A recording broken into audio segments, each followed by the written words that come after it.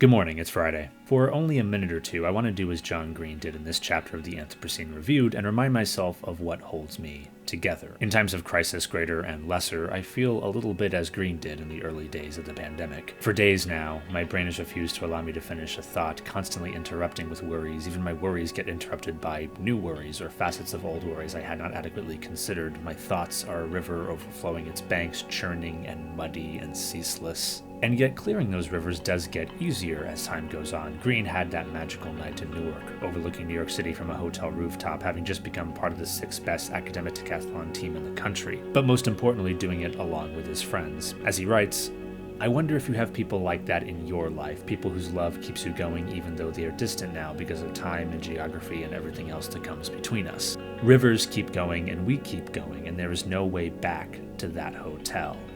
But the memory still holds me together. I do have a memory like that. It wasn't based on my academic achievements, though, not the theater or choir awards or performances, or the academic success I'd have in university being paid for research. None of that is very important to me compared to that one night. It was 1 a.m. in the Wellington Theater in South Florida.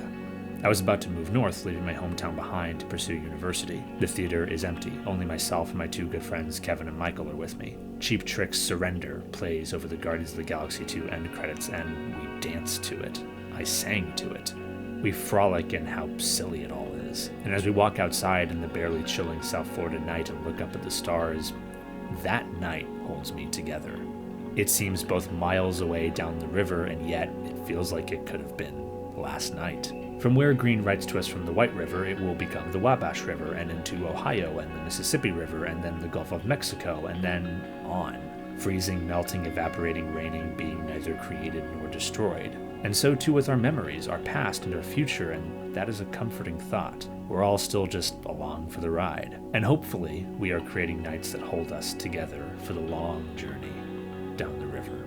I give the Academic Decathlon, despite only being a mathlete in elementary school myself, 4 stars. I give that night 4.5 stars. Thanks for watching. I'll see you on Friday.